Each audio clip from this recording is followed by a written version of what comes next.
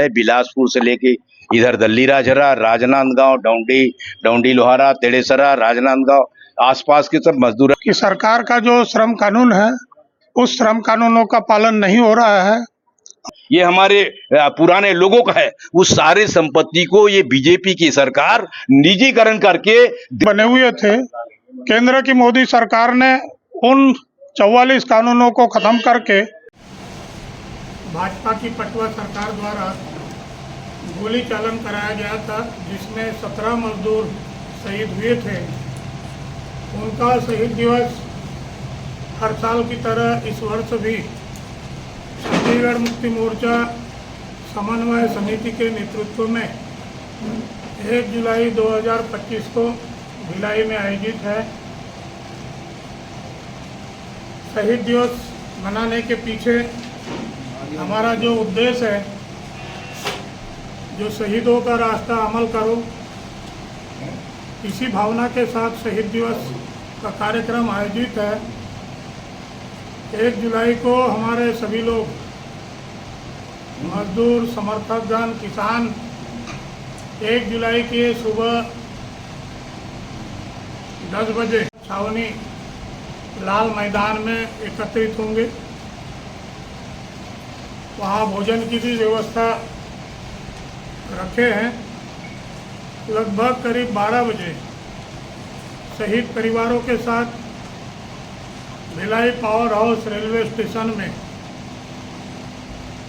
जहां गोलीकांड हुआ था, गोलीकांड घटना स्थल पर शहीदों की छायाचित्रों में माल्यार्पण कर श्रद्धांजलि अर्पित करेंगे।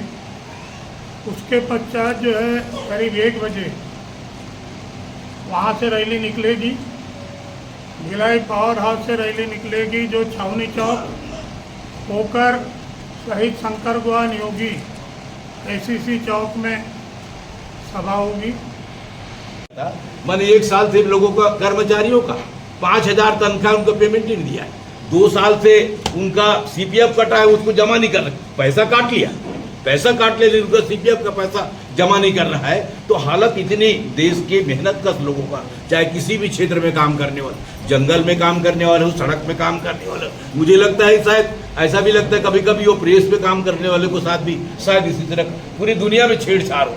ये उचित है। यहाँ से हमारे साथियों ने बताया है, बिलासपुर से लेके इधर दल्ली राजहरा, राजनांदगांव, डौंडी लोहारा, तेड़ेसरा, राजनांदगांव आसपास के सब मजदूर आएंगे, कुछ किसान आएंगे और कुछ नगर पालिका, नगर पंचायत में काम करने वाले तमाम तरह के कर्मचारी आने वाले हैं, किसान भी आने वाले हैं।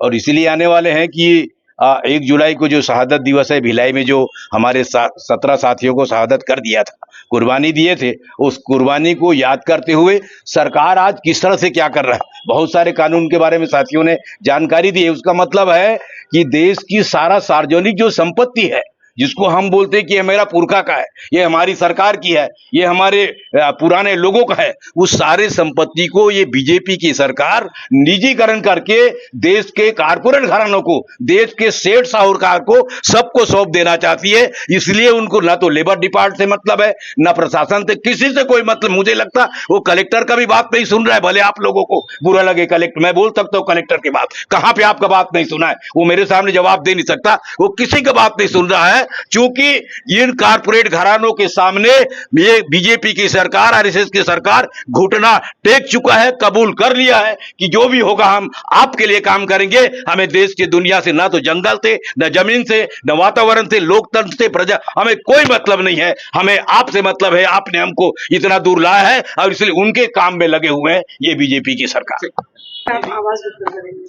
हमारी इसमें मांगे है कि सरकार का जो श्रम कानून है उस श्रम कानूनों का पालन नहीं हो रहा है।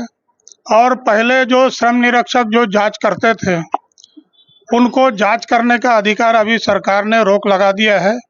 और बिना सरकार के, बिना कलेक्टर के अनुमति के बिना कोई भी लेबर इंस्पेक्टर किसी कंपनी में जांच करने के लिए नहीं जा सकते।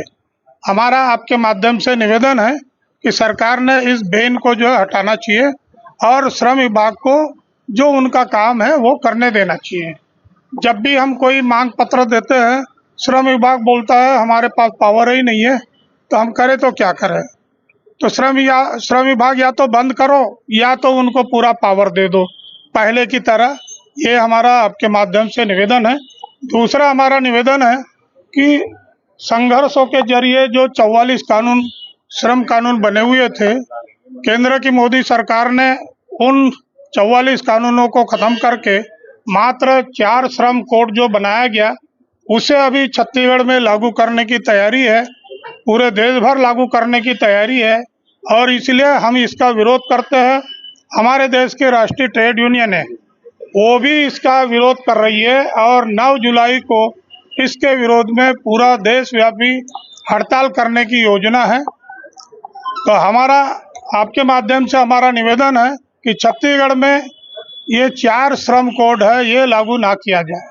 33 वर्ष बीत जाने के बाद भी आप लोग की मांग है, अब तक पूरी उसके लिए जिम्मेदार कौन है? राज्य सरकार जिम्मेदार है, केंद्र सरकार? राज्य सरकार जिम्मेदार है और राज्य सरकार के जो खास करके बीजेपी के जो लोग हैं, कारपोरेट घरानों के हितों में जो काम कर रहे हैं, ये लोग जो जिम्मेदार है।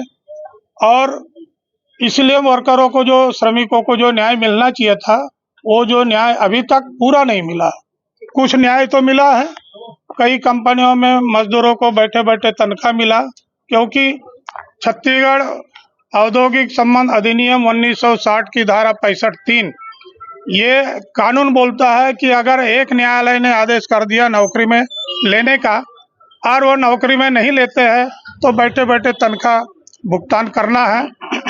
छत्तीसगढ़ डिस्टिलरी के मजदूरों को 1152 मजदूरों को 5.5 साल तनख्वाह मिला। केडिया डिस्टिलरी के मजदूरों को तनख्वाह मिला है। अभी वो केडिया डिस्टिलरी ये बंद हो गई है